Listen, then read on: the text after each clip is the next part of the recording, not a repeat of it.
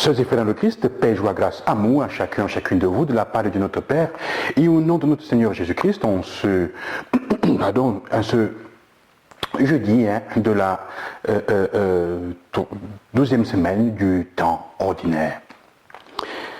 Nous célébrons aujourd'hui la solennité de la fête des apôtres, Pierre et Paul. C'est intéressant que l'Église célèbre ensemble ces deux êtres, ces deux personnages, apôtres, un qui a vécu vraiment avec le Christ et un autre qui l'a rencontré dans son cheminement pour sa délivrance et qui se répute et qui dit, Paul, je suis apôtre et pas moindre que les autres parce que celui qui m'a appelé c'est le Christ directement. Et il a raison. Mais aujourd'hui je voudrais proposer avec cette fête que nous prions pour nos pasteurs. Regarde la première lecture. La première lecture du livre des Actes des Apôtres raconte de cette libération de Pierre qui a été arrêté par Hérode Antipas, qui a déjà tué Jacques, le frère de Jean, évêque de Jérusalem. Et il arrête Pierre parce qu'il voit que ça plaît aux Juifs. Donc il faut décapiter l'Église une fois pour toutes. En rappelant que l'Évangile nous fait comprendre que Pierre est celui à qui Jésus a donné le pouvoir de délier et de lier. Tout ce que tu lieras sur la terre sera lié au ciel. Tout ce que tu vas délier sur la terre sera délié au ciel. C'est le pouvoir de quoi exactement? En fait, on pense parfois que le pouvoir de lier et de délier, c'est le pouvoir, entre guillemets, de faire le mal et de faire du bien. C'est le pouvoir, entre guillemets, on l'associe à la question de la confession, du sacrement de la réconciliation. C'est le pouvoir de refuser de pardonner, c'est le pouvoir d'accepter de pardonner. C'est le pouvoir de décider qui pardonner et le pouvoir de refuser à qui pardonner. Aujourd'hui, on pourrait dire avec plus de sagesse, c'est le pouvoir de donner l'absolution à qui et donc de délier, et le pouvoir de refuser l'absolution, peut-être à qui ne se convertit pas, donc de lier. Mais en fait, ce n'est pas ça. Pierre n'est pas celui qui doit décider qui doit être libéré ou non, qui doit être pardonné ou non. Ce n'est pas ça que Jésus lui donne comme pouvoir. Jésus lui donne le pouvoir, en fait, d'associer qui il veut et qui est accepté dans l'Église. Le pouvoir de lier, créer des liens. C'est ça l'Église. Mettre ensemble les uns et les autres pour les encourager à créer des liens. Le pouvoir de lier. Donc, ce que tu vas lier sur la terre sera lié au ciel. Ce que tu vas mettre ensemble, toutes les relations que tu vas accepter, que tu vas soutenir, seront soutenues par le ciel. Et le pouvoir de délier, c'est le pouvoir de libérer du mal. Le pouvoir d'aider les autres à sortir du péché et à sortir de la souffrance, c'est le pouvoir de la miséricorde. En fait, l'unique pouvoir qui est donné à Pierre, c'est le pouvoir de faire le bien dans toutes les circonstances. C'est beau ça. Dieu donne à ses pasteurs le pouvoir de faire le bien dans toutes les circonstances. Ce n'est pas au pasteur. En fait, ce n'est pas au pasteur de dire qu'il vous a privé du pardon de Dieu. Ça n'a pas de sens. Le pardon de Dieu est offert depuis longtemps. Et en fait, c'est à toi de l'accueillir ou de le refuser. Le pasteur est là simplement pour t'aider à lier ou à délier, à entrer dans la relation avec Dieu davantage, et pour cela, il va t'aider à faire la pénitence, à trouver la pénitence adaptée pour répondre et pour réparer ce que tu as fait. C'est ça son rôle.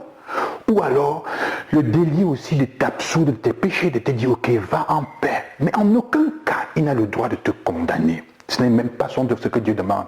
Si Dieu lui-même, Jésus lui-même sur la croix a dit, Père, pardonne-leur car ils ne savent pas ce qu'ils font, alors qu'ils étaient coupables de sa mort, qui sommes-nous? Qui est le pasteur qui n'est qu'un représentant du Seigneur pour te refuser le pardon? Ça ne veut pas dire que nous pouvons faire ce que nous voulons. Écoutons bien.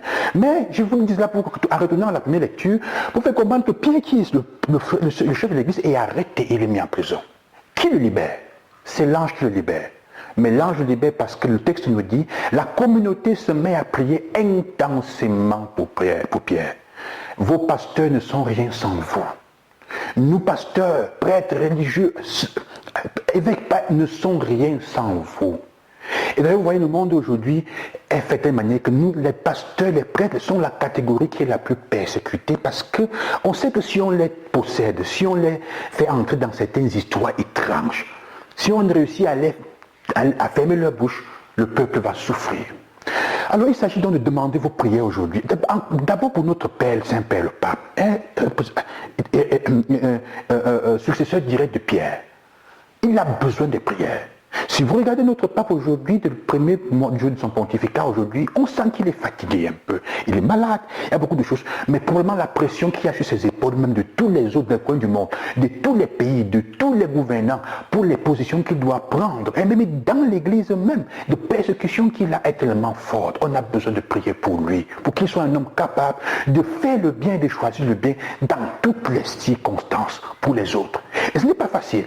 Tout comme pour les évêques et pour nous, qui sommes toujours tentés par les hommes et les gens de pouvoir et autres, qui proposent différentes choses pour nous embrigader et pour nous faire entrer dans les compromis. Il y a beaucoup de façons.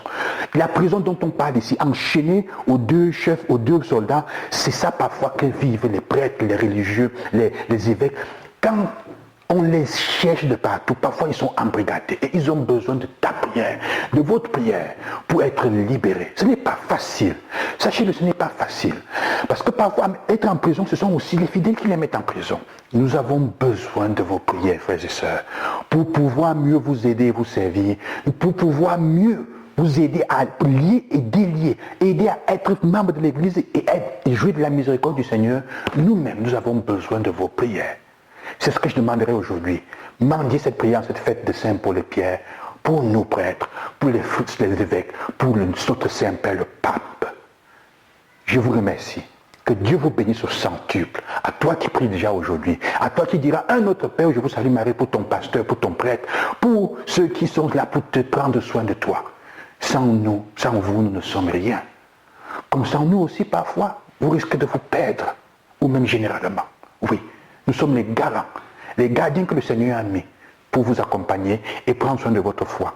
Priez pour que notre foi soit comme celle de Pierre, qui n'est pas une question intellectuelle, mais qui est soutenue et qui est suggérée par l'Esprit Saint, comme il dira à Pierre, tu es le Fils de Dieu. Que nous soyons capables, comme pasteurs, toujours de reconnaître Jésus comme Fils de Dieu et de vous le montrer. À demain, je vous bénis au nom du Seigneur. Loué soit Jésus-Christ et bonne fête à tous les Pierres et à tous les Pauls.